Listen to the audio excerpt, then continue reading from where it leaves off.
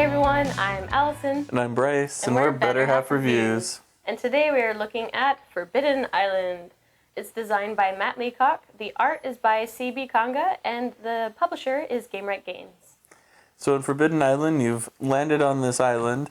You're going around trying to collect treasure, but it's sinking into the ocean.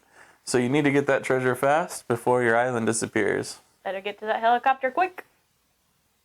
Alright, so this is the setup of the board. Your island is going to be a 4x4 square with 2 extra tiles on each side. At the setup of the game, to make it difficult, you're going to draw up 6 flood cards. And these 6 tiles are going to be flooded to begin the game.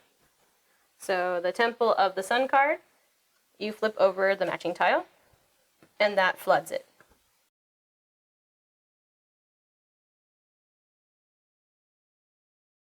The tiles that are flooded, the matching cards, are now your discard pile. And now everybody needs to go on their starting tile, and they each have a little symbol on the bottom of their matching cards. Also, everybody gets 2 treasure cards to start the game. And since it's a co-op game, you can leave it face up.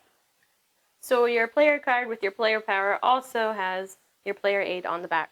You have 3 actions you can take on your turn and 4 different options. So you can choose to move.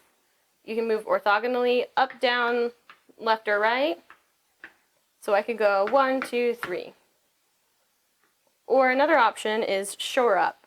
So shoring up a tile is flipping over a flooded tile. I'm next to this one. I can go ahead and flip this for 1 action. And then I have 2 other actions left. If I were to start my turn on a flooded tile, I would have to shore it up before I moved. Another action is trading cards. So I could go 1, 2, and since we're on the same spot, I can give a card to a friend. The final action you could choose to take is capture a treasure. So if I have 4 treasure cards of the same treasure, I could move to the tile with the corresponding treasure on it, turn in these 4 cards, and capture that treasure. So after you've taken your 3 actions, you'll draw 2 treasure cards and put them in your hand. Next up is the flood level. So after you've taken your turn, the flood gets a turn. So the flood level is going to delegate how many cards you are drawing from the flood deck. So we are going to draw 2. I drew the Cliffs of Abandon and Tidal Palace. These will now be flooded.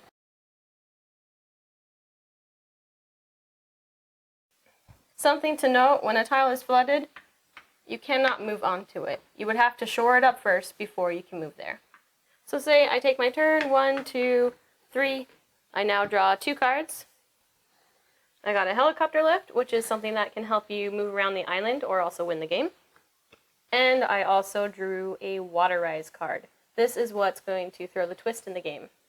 So you're going to move the water level up. This will increase the difficulty of the game as you go. And now I need to shuffle the flood deck discard pile and put it back on top of the flood deck. So now cards that we have already seen are going to be drawn again, thus making your island change. And then you discard this card into the treasure discard pile. Now it's time to flip over a card from the flood deck, and I draw the Cave of Embers. The Cave of Embers is already flooded. So if you draw a card for an already flooded tile, it is removed from the game. If you happen to be on a tile that is supposed to be removed from the game, your player pawn will swim to an adjacent tile. However, if you're on a tile that needs to be removed from the game, and there's no adjacent tiles, you're gone into the abyss and you lose the game. If ever you get to the point in the game where Fool's Landing is flooded and then needs to be removed from the game, that is also one way you lose because you need Fool's Landing in order to win the game. Something to note in this game, each of the 4 treasures will have 2 tiles that have matching symbols on it. So you have 2 chances in order to collect 4 of these cards and go to one of these tiles to collect the treasure. If both of these leave the game and you haven't collected the treasure, you lose. So if you get to the point of the game where you have no more treasure cards to draw, you're going to shuffle it back up to get new cards. You may end up seeing waterized cards again, thus creating more holes in your island. Some of the cards that are helpful in the treasure deck are sandbags, which lets you shore up any tile on the island, and then the helicopter lift, which lets you move anywhere onto the island, or also, at the end of the game, is what lets you win. So let's say that we've all collected up the treasures. Everybody needs to move over to Fool's Landing before everything else floods, and then you need to take off using a helicopter card, and you win. So in the game, everybody has different player powers that help make it unique. The engineer can shore up 2 tiles for 1 action. So the engineer could do 1, 2, but count it only as 1 action, and then I would have 2 other things I could do. The pilot obviously can fly, and they can move to any part of the island for 1 action. There's other options available as well. Alright, so that's how you play the game. Let's talk about how we feel about it. Bryce, what are some of the pros? So I think this is a great family weight game. It's really easy to pick up. Kids, adults, they all love it. So it's great to bring to like family holidays when you might not have a whole bunch of gamers around. It's definitely a very good introductory co-op game as well.